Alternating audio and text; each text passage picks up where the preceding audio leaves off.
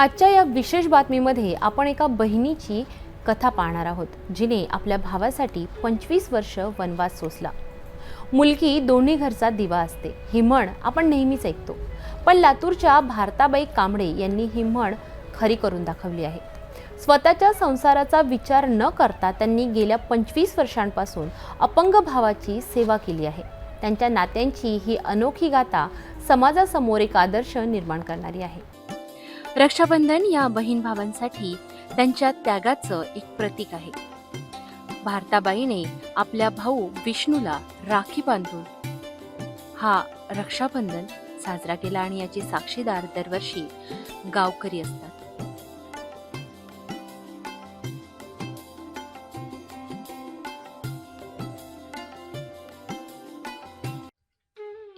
हे आहेत लातूर जिल्ह्यातील औसा तालुक्यातील शिवणी गावचे भारतबाई कांबळे।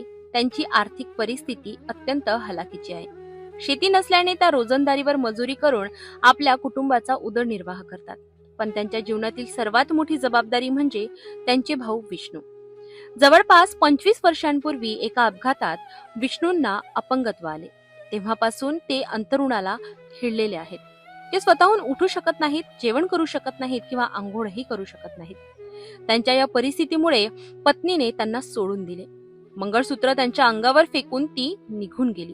तेव्हापासून भारतबाईच त्यांच्यासाठी आई, वडील आणि प्रसंगी देवाच्या रूपात त्यांची सेवा करत असते। 20 वर्ष झालं भावाचं दुखणं करते मी।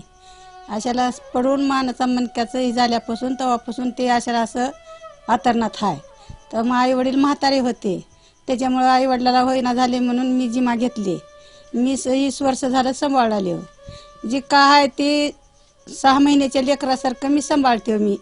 मला तरी भावाचं मला काही दुःख नाही, पोटच्या लेकरावर मी सांभाळते, तरी भावाचं मला काही दुःख वाटत नाही, काय नाही।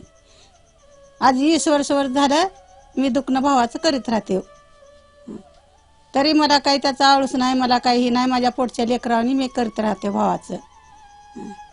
20 वर्ष झालं आता ना 6 महिन्याच्या लेकरावानी त्याचं दुखणं मी करते।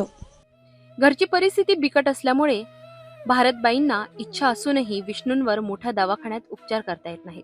रोजी रोजगार करते मी, काय दुसरं काम नाही का ना, रोजी रोजगार करून त्याच्यामध्ये त्या 100 रुपयाच्या परपंचामध्येच भावाचं दुखणं बी करते मी, परपंचा बी भाग घेते, रोजी रोजगार करते। मला कशाची कुणाची मदत नाही, काय नाही, मोजमजुरीच करणारी हा मी। त्यांनी अनेक सेवाभावी संस्थांकडे मदत मागितली, पण त्यांना कुठूनही प्रतिसाद मिळाला नाही। विष्णूंनाही आपल्या बहिणीच्या कष्टाची जाणीव आहे, पण बहिणीसाठी काहीही करू शकत नाही ही खंत त्यांना सतावत असते, पण नियतीसमोर ते हतबल आहेत। मला 2001 मध्ये माझा अपघात झाला आणि अपघातामध्ये माझ्या मानेच्या मणक्याला मार लागला होता। मार लागल्यानंतर मध्ये स्पायनल कॉर्डला मार लागल्यामुळे माझ्या शरीराची पूर्ण हालचालच बंद पडली। 2-3 वर्ष ट्रीटमेंट चालूच होतं। बायको होती 1-2 वर्ष, बायको करील बाकीचं सगळं संगोपन करील अशी आशा होती, पण अर्ध्या तास सोडून गेली निघून ते। त्याच्यानंतर मग मला सांभाळ करायला फक्त आई होती, आईच्यानं सांभाळ करणं शक्य नव्हतं, म्हणून बहिणीनं मला इकडे घेऊन आले आणि 22 वर्ष झालं मी बहिणीपाशीच आहे। आणि माझं सर्व खाणं पिणं सर्व म्हणजे शरीराचं जे बी काय आवश्यक आहे ते सगळं बहीणच करते।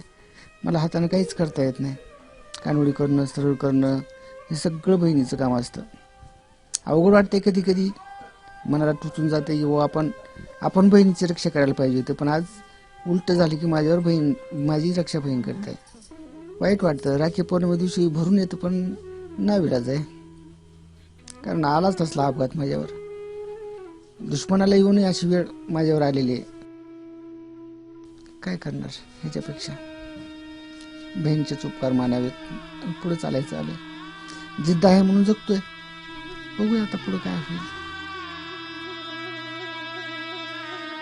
आता बक्कळ लोकांचं बघून बक्कळ आता रक्षाबंधनला भाऊ नाही तेवढं करतात सवरतात, ते करणे धरणीची मी आशा सोडले। माझा भाऊ आहे तेवढाच मला बक्कळ झाला म्हणून मी सुख समाधान हव्या। मला भावाची काही आशा नाही, पोटचं लेकरू म्हणून मी सांभाळते भावाला। बक्कळ लोक बहीण भावाला करू लागले तर बहिणीला नाही तेवढं करायला तर सवर लागलं, तर त्याची आपण केली नाही आशा भावाची। एका साध्या अपघातामुळे विष्णूंच्या पायाला आणि शरीराच्या अर्ध्या भागाला अपंगत्व आले. योग्य उपचाराने हे अपंगत्व दूर होऊ शकते, पण त्यासाठी मोठ्या रकमेची गरज आहे, जी भारतबाईंकडे नाही. त्यामुळे रक्षाबंधनाच्या दिवशी भाऊ बहिणीला ओवाळणी देऊ शकत नाही आणि बहीणही हतबल झाली आहे. गावातले लोक या अनोख्या नात्याला शुभेच्छा देताना दरवर्षी त्यांच्या डोळ्यात अश्रू येतात. बघा साहेब, कसं बहिणीचा किती उपकार आहे भावावर. 22 वर्ष झाले सांभाळते, आता मोलमजुरी करून मेहुणा सांभाळते, भाच्याच्या बायका रातपाट मोलमजुरीला जात्या, बहीण करून 10 वाजायला पळत धावत जात्या बावाच्या माग.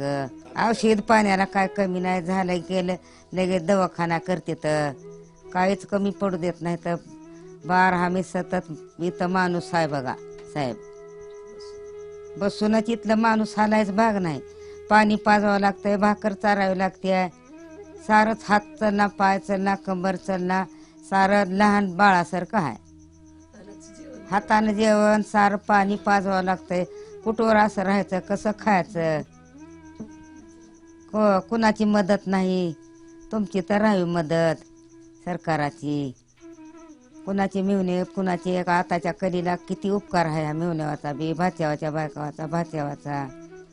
बघा एवढा आम्ही सतत रातपाटी इथं बघता, शेजारलाच हाव, काहीच कमी पडू देत नाही. तर दवा गोळीला माझं भारतबाई उत्तम घोडके. 22 वर्षानं पेशंट आहे आमच्या शेजारला. त्यांची बहीण सगळे कष्ट घेते, त्यांचे दवाखाने करते, औषध गोळ्या करते, पेशंटचं सगळी सेवा करते. भारतबाई कांबळे, भारतबाई गुरुबा कांबळे. त्यांना दवाखान्यात नेते, महिन्यातून 2-3 वेळा न्यावं लागतं. मग त्यांना जेवण हातानंच चारावं लागतं, चमच्यानं. त्यांना पाणी पण हातानं आपला प्यायला येत नाही, आम्हीच पाजावं लागतंय. सगळी सेवा भारतबाई त्यांची बहीणच करते. त्यांना कुणी बघणारच नाही, त्यांना कुणी मदत देणारच नाही. सगळी मदत इथूनच आहे. बहिणीच्या घरी आहे पेशंट, 22 वर्ष झालं. भारताबाई आणि विष्णू यांच्या नात्यातून आपल्याला त्याग आणि प्रेमाची शिकवण मिळते. आजच्या या जगात जिथे नाती स्वार्थावर अवलंबून असतात, तिथे हे बहीण भावाचं नातं समाजाला एक आदर्श मार्ग दाखवतं. आपण सर्वजण त्यांच्या या संघर्षात त्यांच्यासोबत आहोत आणि त्यांना मदत मिळावी अशीच आशा व्यक्त करूया.